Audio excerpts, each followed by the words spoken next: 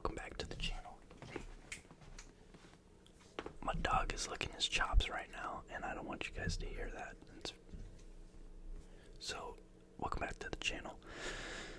In this video, we're going to be going over UFC 318. I'm going to be giving my expert analysis, my expert picks and predictions. So if you guys have a little money lying around, be sure to put a parlay on my predictions. Because I'm very confident. Okay, I've been studying the UFC since I was about 10 years old.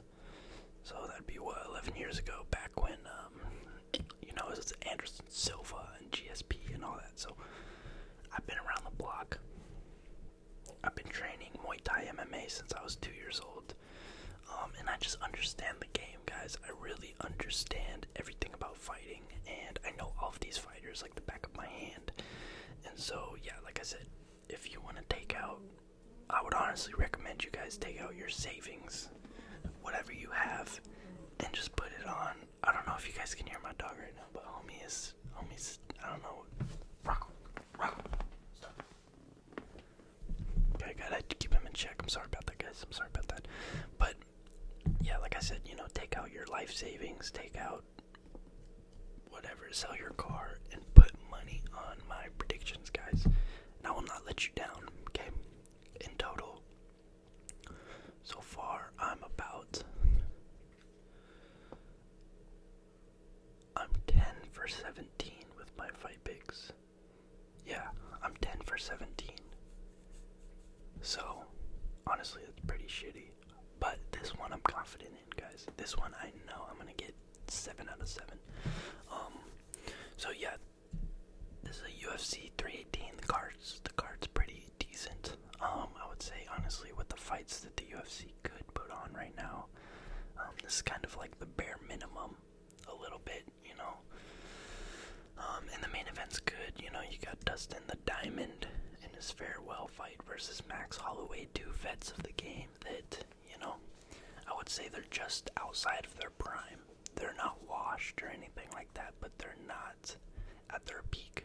And, so yeah, it should be a good scrap, should be a fun scrap. But the rest of the card, is just kind of It's just kind of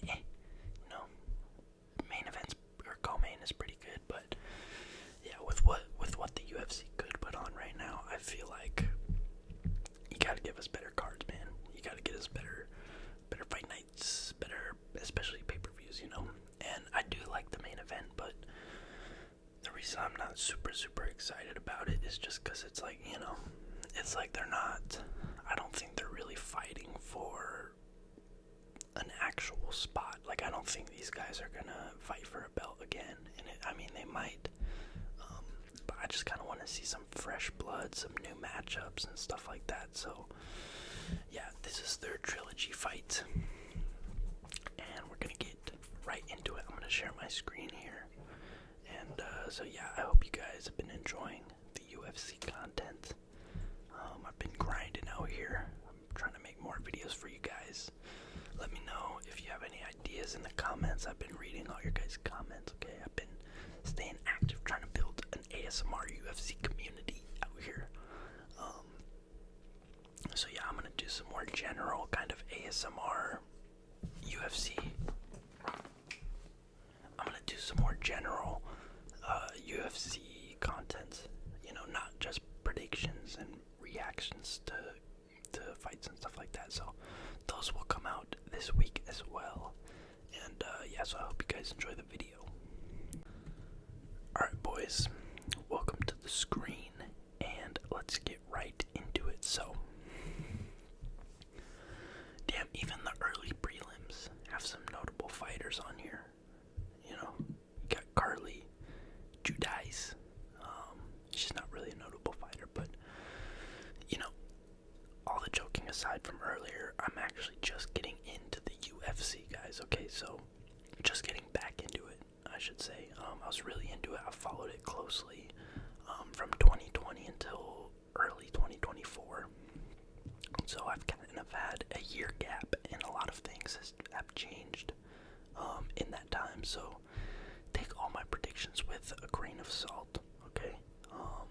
And I'm getting back into it. So fights, I think I'll have much more sound and technical predictions that actually reflect, that are actually more accurate, I should say. So let's get into this. I'm not gonna predict these fights. I just don't know enough. Ryan Spann moving up to heavyweight.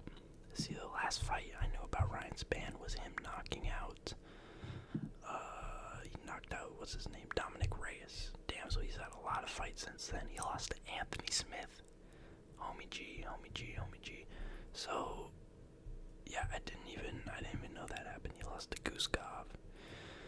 So the only fighter he's beat recently is Ovince St. Preux, old man Ovince St. Preux, and he lost to Waldo Cortez Acosta at heavyweight. So, you know what? Actually, just for that, I'm gonna pick Lucas Brzeski. Okay, I don't know this guy.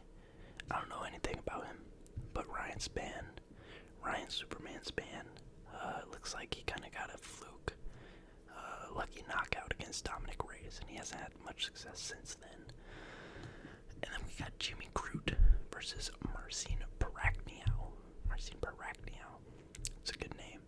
He lost to Modestas Bukauskas. I watched this guy fight in Seattle. That's a really good fight. He lost to Petrino. His last fight that he won, was against Devin Clark. So he has some decent wins in the UFC. Felipe Lins beat him. So honestly, I'm gonna go with my boy Jimmy Crute.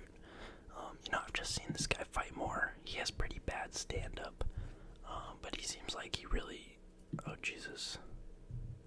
How do you have two draws in the UFC in your last 4 fights is crazy. And he lost to Anthony Smith. I remember that. He got leg kicked pretty bad in his leg. I don't know if it broke or he had some kind of injury with his leg. So, you know what? Actually, matter of fact, I'm going to go with Marcin Prachnio. Okay? So far we got Lucas Brzeski and Marcin Prachnio. And I'm not going to predict this fight. I just don't know these fighters enough. But that'll change. I've been trying to watch some tape, watch some film, get myself educated back into the sport, guys. So, and then we have Nikolai Veretennikov, I believe. And I saw this guy fight in Seattle, and it was actually really funny because he was fighting against kind of a hometown guy, I guess, Austin Vanderford. He trains out of Portland. So that's still Pacific Northwest, so everyone was rooting for Vanderford. He got this guy on the ground, he kind of bullied him, grounded, pounded him, and got the finish. And then at the end of the fight, Austin Vanderford tried to shake his hand, and Nikolai pushed him away. He was like, no, I ain't having none of that. And so the fans were booing him like crazy, even as he was walking like out of the octagon into the locker rooms. You heard fans over there that were close to him like booing the shit out of him. So, you know what? This is a welterweight bout, and let's look at Francisco Prado's recent fight history because he lost to Jake Matthews, he lost to Zellhuber. His last win was against Zaitar. So I'm gonna go. You know what? I believe in this guy. I believe in Nikolai Veretennikov, even though he had I'm telling you, if you guys were there, it was embarrassing for my boy Nikolai. He got beat up, and he was just getting booed, and it was just not a good look. He looked very unhappy, so I'm going to go with Nikolai. I'm going to say he gets it done. He gets his first win in the UFC. I don't know if his first fight was a win, but I think he gets it done here. Okay, so I got Lucas Brzeski, Prachnio, and I got my boy Nikolai. So from here on out, I'm going to predict all the fights from here up. So Brendan Allen versus Marvin Vettori. I also saw Allen fight in Seattle. He got the loss. Hard fought fight against, what's his name? Anthony Hernandez. It was honestly it was kind of a boring fight. It was kind of just a clinch fest. But Anthony Hernandez, he has really good cardio, and he was able to kind of control him against the fence. So yeah, he got the decision win. He lost to Imavov, which Imavov's, I think, is the number 1 ranked contender right there at middleweight. And then other than that, I did watch this fight. He just out-wrestled Paul Craig. Kind of beat him up on the ground, which was very surprising. Because Paul Craig is a submission specialist. So he's 0-2 in his last 2 fights. And, I gotta go with Brendan Allen here. I have to, because Marvin Vettori, he's very, very tough. He's very durable. I'm sure you guys have seen his fight with Jared Cannonier, where he ate like 5 head kicks, and he was just getting the shit beat out of him. But he just, you can't finish the guy. You cannot finish the guy. I don't know if he's ever been finished. Especially not in the UFC, no. He's never been finished. So, yeah, he never has. He's had a couple losses, but never finished. So, he has a granite chin, and it's just a matter of time before it gets cracked. I don't think Brendan Allen's going to be the guy to do it. I don't think he's going to crack him on the feet or knock him out. But, Brendan Allen's well-rounded. He actually imposes his will. He's sort of dangerous in certain situations. And, Marvin Vettori, I think the only reason he's at the position he is, the only reason he ever got to the top of the middleweight division is because he's very, very tough and you can't finish him. But other than that, he just throws like straight shots, 1-2s down the pipe. He's not really dynamic. He's not really dangerous. And yeah, he's known as kind of a wrestler, grappler kind of guy, but who has he submitted? Who has he out-wrestled at the top of the middleweight division? And the answer is no one, right? The last person he submitted was Carl Roberson. So I'm going to go with Brendan All-In Allen. And I'm going to go by a decision. This has decision written all over it. But Brendan Allen, he actually is dynamic. He imposes will. He has some okay stand-up. He's good on the ground. So I think he's just going to out-decision Marvin Vettori. I don't think he's going to finish him. So I've got Brendan Allen here. And then the next fight, we got number 15 ranked Vinicius Oliveira versus my boy Kyler Phillips. He's not really my boy. I've actually only watched this guy fight like 1 or 2 times. And yeah, he's been, I don't know, Kyler Phillips has been talked about as a prospect forever now. And, it's like, oh, he's a prospect. But it's like at a certain point, you've had so many fights in the UFC, I don't think he's really a prospect anymore. He's kind of a well-established figure. And, he is at the number 12 ranked. But who has he beat? Who has he really beat? He beat Raoni Barcelos, old man Raoni Barcelos. He beat Pedro Munoz, Pedro Munoz isn't really dangerous at all. He lost to Raulian Paiva. This fight I watched, so I did watch this fight, and some people called it a robbery. I don't think it was a robbery at all. It was a close fight. Phillips definitely got round 1. He was piecing up Paiva and almost finished him. He was going for the finish, and he kind of gassed out towards the end there. But yeah, and he was on a 3-fight winning streak, and then he lost to Rob Font, the gatekeeper. But I have also watched Vinicius Oliveira a little bit. I don't think he has nearly as many fights in the UFC. See, this guy is an actual prospect. This is what you call an actual prospect. He hasn't been able to finish the top guys. He hasn't been able to finish Ricky Simon. He didn't finish Said Nurmagomedov. But this guy is actually dangerous on the feet. He has really good kicks. He has really good punches. He's fast. He's young. And so I'm going to go with Vinicius Oliveira in this one. Kyler Phillips is good. Don't get me wrong.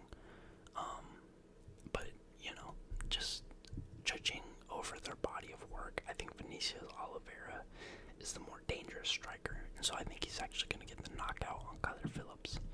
And I'm going to go with the 3rd round knockout.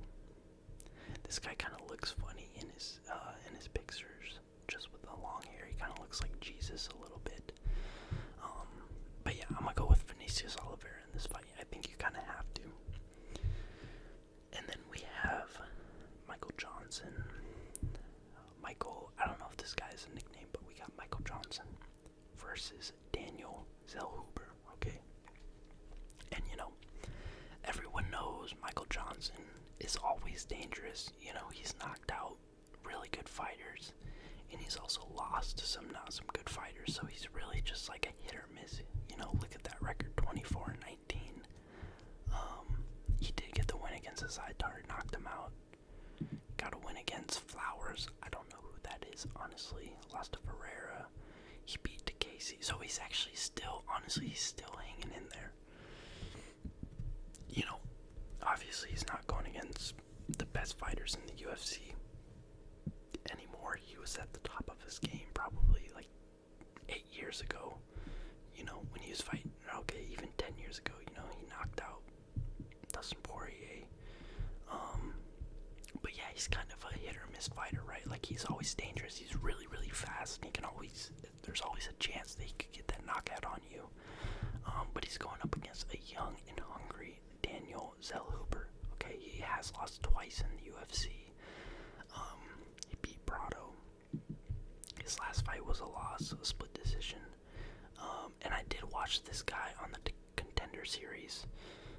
Other than that, I have not seen him too much, but I did see him on the Contender Series, and he looked okay.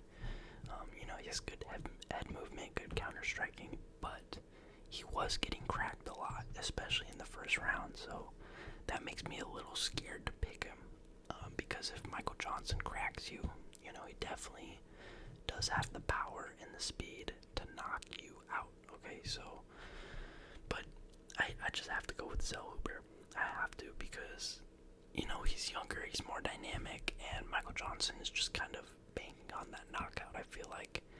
And yeah, Michael Johnson, he's not his old self. You know, he has actually strung a decent amount of wins together, and he's still hanging in there, but he's just kind of a 50-50 fighter. So I have to go with the young and hungry, you know, the actually dangerous, dynamic fighter in Zellhuber in this one. So we get on to the next one, Dan Ige versus Patricio Pitbull. So he had one fight in the UFC against Ige Rodriguez, and I didn't watch that fight, but he lost, you know. And Dan Ige, he's been around for a minute, you know, he's always hung around that top 10, top 15 rankings in the featherweight division. But, you know, when he fights the who's who, when he fights the best at featherweight, he's just never able to break through. So he's kind of, you know, he's what you would call a gatekeeper. So, you know, he beat Sean Woodson. He lost to Lerone Murphy, lost to Diego Lopez, beat Andre Fili, lost to Mitchell. Yeah, so he's, you know, like I said, he's a gatekeeper. You know, if you're top 5, if you're really one of the elites at featherweight, you're gonna beat Dan Ige. But if you're not, you know, Dan Ige might put the brakes on the hype train. You know, so he's going up against Patricio Pitbull, who only has one fight in the UFC. He lost via unanimous decision, and I didn't watch that fight, but from what I know of this guy, he really relies on that inside boxing, you know, power punching and things like that. And so, yeah, I know he was Bellator champ, and honestly, I always pick against Bellator fighters, and I do that because they just haven't fought top-level competition. You know, you can go on a 10 fight, you know, you can have 10 title defenses, in Bellator, and I don't think it really means nearly as much as even getting the belt in the UFC. So, you know, I don't know who this dude has really beat in Bellator. I'm sure he was good in his prime. I'm pretty sure he's getting older as well. And so for that reason, I am gonna go with Dan Ige. You know, Dan Ige has actually fought tough competition. It was the same thing with Patchy Mix versus Mario Batista. You know, everyone was choosing Patchy Mix and saying, you know, about all of his wins and how he's, you know, actually a elite grappler and stuff like that. But when you put him up against the best, you know, they get fraud checked. So I'm gonna go with Dan Ige. He actually has some quality wins in the UFC. And they're both like inside boxers. You know, they both go for the knockout, but Dan Ige can also put a pace on you, and he can also really, you know, work the jab, work the right hand, and look good for the judges. So I'm gonna go with Dan Ige. I think he gets it done in this one. And yeah, so it would be kind of cool to see Patricio Pitbull get a win. But I actually like Dan Ige, so I hope he gets it done. And we move on. We move on to the next one. We got Kevin Holland versus Daniel Rodriguez. And Daniel Rodriguez, he has good cardio. He's a good boxer. I believe I've seen a decent amount of his fights, and from what I've seen, he's pretty boxing heavy. I don't think he throws a whole lot of kicks. Jesus, he lost to Kelvin Gastelum, lost to Ian Gary, lost to Neil Magny. He beat Li Jingliang. I actually remember this fight, and I thought it was a robbery. I thought Li Jingliang got that done. So he has some decent wins in the UFC. But he's not able to really beat the best. And like I said, he has good hands. He has okay hands. But he's going up against Kevin Holland, who's coming off of a win versus Vicente Luque not that long ago either. Only about a little over a month ago. Just a quick turnaround for Kevin Holland. And that's honestly one thing I really like about the guy. The only thing I like about the guy is that he is a very active fighter, okay? And, the reason I kind of criticize Kevin Holland is because it seems like in all of his fights, he's just kind of, like he doesn't really want the win. If the win presents itself, if it's easy, he'll go for it, but it seems like he's not really the type of guy to really fight and grit through adversity and fight through a war and give it all he's got. It seems like he's kind of, he just doesn't really try hard, honestly. And he also lost me a parlay earlier in the year, or it was this fight actually that he lost me the parlay, so that pissed me off. He was the only fight that I got wrong on the parlay, and I was like, man, after that, I can't root for you anymore. You lost me money, it's over. But he's coming off of a win versus Nelson and Luque. That was an impressive fight. He submitted him, and Luque is a little bit washed, right? But it's still a good fight.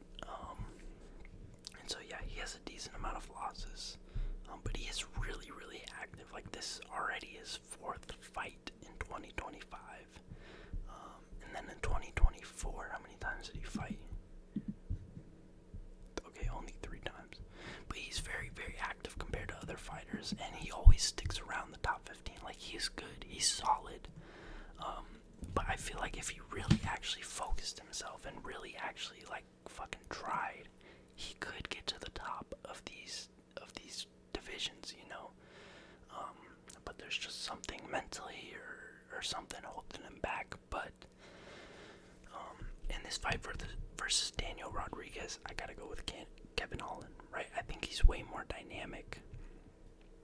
I think he has a lot more danger zones, so to speak. Like, he can wrestle you, he can submit you, he can strike with you. And so Daniel Rodriguez, he does have good hands, but I think Kevin Holland will be able to weather the storm, block, evade his punches, and he just is a much more dynamic threat, I would say, compared to Daniel Rodriguez. So I'm gonna go with Kevin Holland, and I think he's actually gonna submit Daniel Rodriguez. I think he's gonna take him down eventually in the fight, but also, honestly, I think Kevin Holland's striking is better than Daniel Rodriguez, so we're going to go with Kevin Holland in this one. And then here we go, we get the co-main event of the evening. We got Paulo Costa, right, the pull-out king. He's pulled out of 8 fights in the UFC, which is just, it's just insanity. He's pulled out of some really, really big fights as well. So his last fight was a loss to Strickland. I didn't watch that fight. I watched this fight. Of course. Luke Rockhold was making it competitive. Okay. And there was a time, right, where Costa beat Romero, and and people really thought Paulo Costa could have been champ. You know, he was at the top of the division. And Paulo Costa he has decent kicks, he has good combinations and stuff like that. And you know, you look at the guy, like look how jacked he is. You look at the guy and you would think, you know, he's a really big power puncher and he's knocking people out with one shot. And he's just a scary guy in there.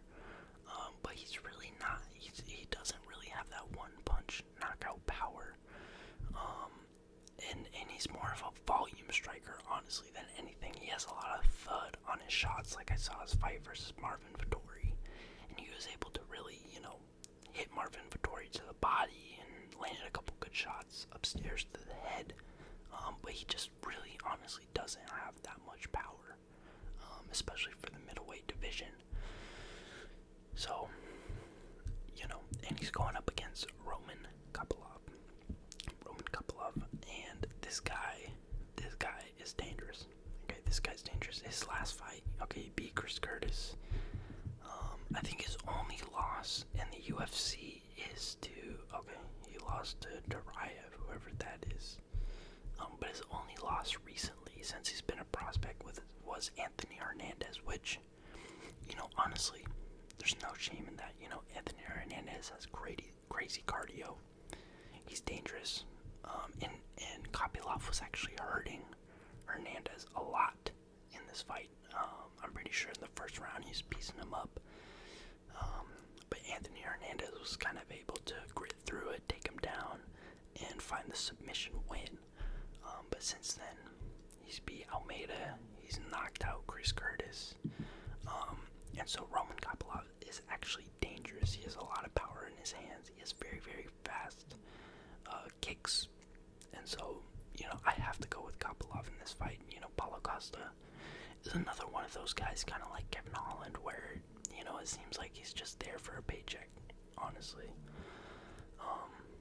And yeah, Paulo Costa pisses me off a little bit. He's a funny guy. He has an entertaining fight style, but it seems like he just doesn't really care about the result in the octagon, and so I have to go with Roman Kopylov in this fight.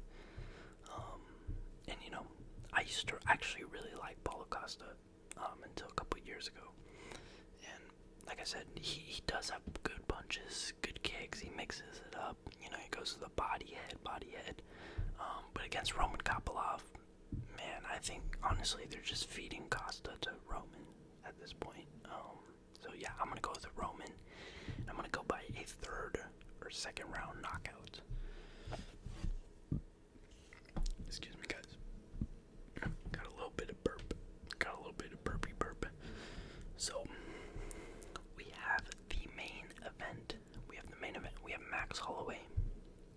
He's the champ, guys. He's the BMF champ. See, I saw that C by his name, and I was like, hold on, he's not the champ, but he is the BMF champ. Which I don't know what you guys think about the BMF title, but I think it's a little bit goofy, honestly. You know, it was cool for one fight versus Nate Diaz and Jorge Masvidal, because they're both kind of, you know, backyard fighters who came up and were all gritty and tough and stuff like that. But once you're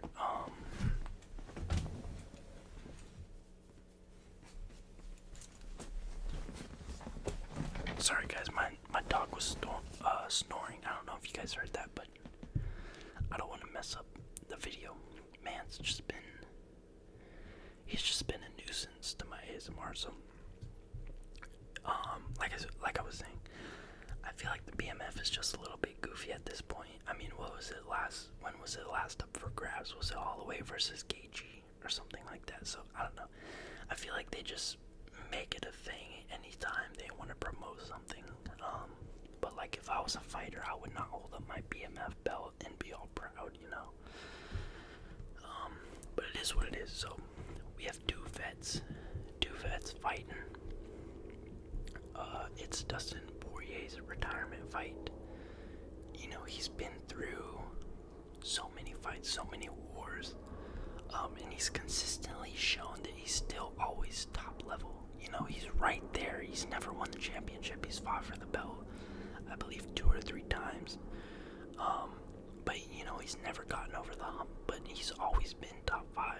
You know, he's beat, let's see who's beat recently. He beat Benoit St. Denis. That was a really, really good fight. Lost to Justin Gaethje, which, you know, he did get KO'd, but I'm not going to say it was a fluke, but sometimes you just get caught, and that's what it was in that fight.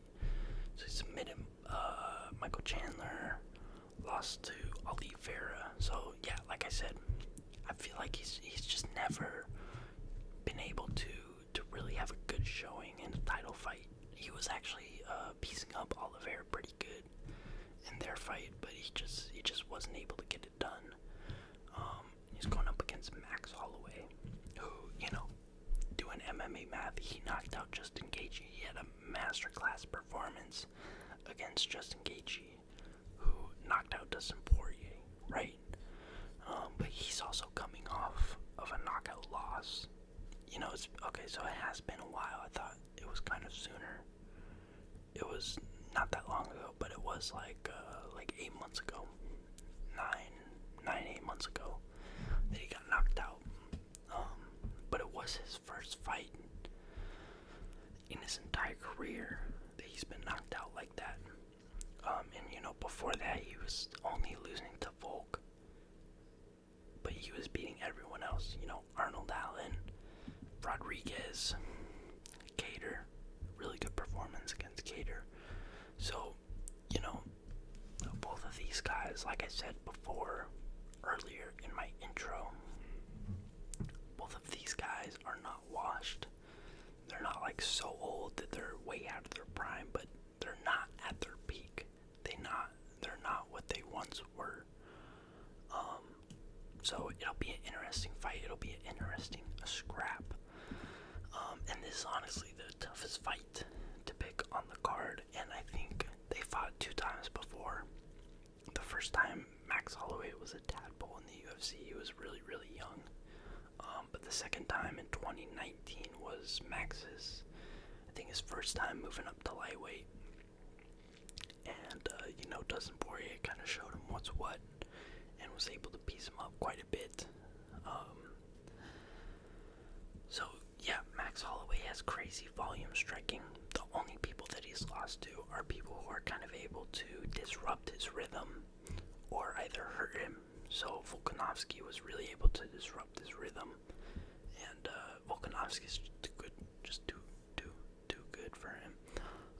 And then Poirier was able to, you know, really hurt him and knock him out.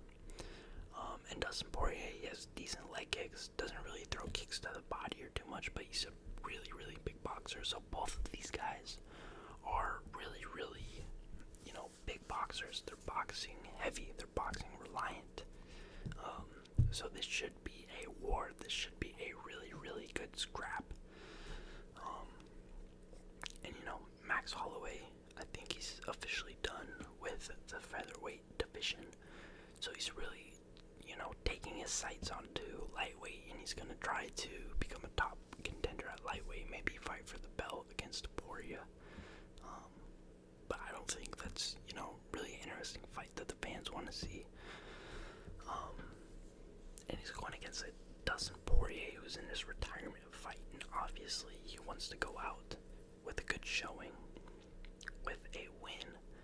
So it's kind of funny, honestly. I never realized they both have like flower shorts. Like Max Holloway obviously has like the Hawaii style flower shorts, but this guy also has kind of the same thing.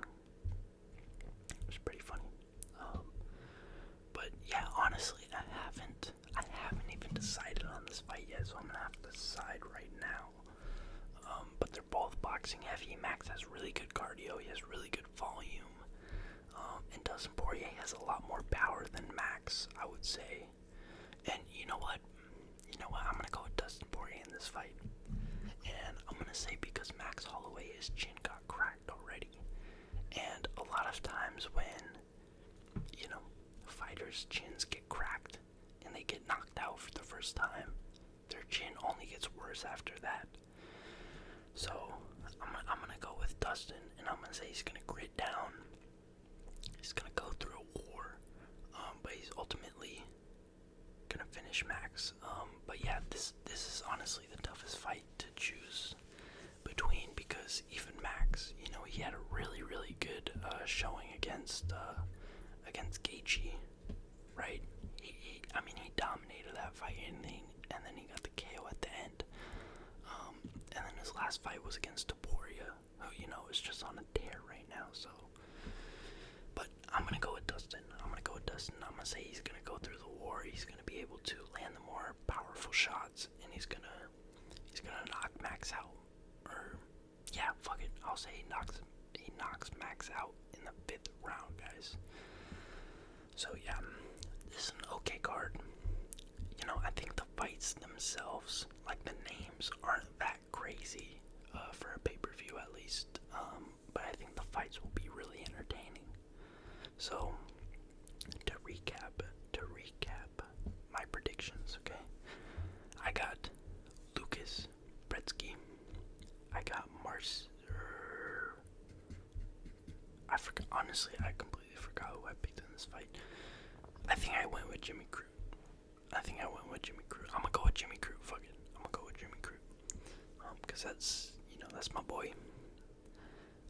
I think Jimmy Crute got it done. So yeah. And then we got Ige Veretennikov. You know, it's kind of a pity pick, honestly, with him, because he just got completely embarrassed in Seattle. So I'm hoping he gets it done. And this guy's a little funny looking. Honestly, he kind of has those T-Rex arms. So I'm gonna go with Nikolai in this one. Then we got Brendan Allen. And then we got Vinicius Oliveira. And then we got Daniel Zellhuber. Very handsome looking man right here, can't lie. Then we got Dan Ige, Kevin Holland, Roman Kopylov, and Dustin Poirier. I think most people are picking Max in this fight just because, you know, he had a really good showing against Gaethje, and his chin will be better at 155. But I'm gonna just go with Dustin, and it'll be a feel-good moment for him. You know, winning his last fight in his home state. So, yeah. I hope you guys enjoyed the video, and I will see you in the next one. Let's see how I did on these picks.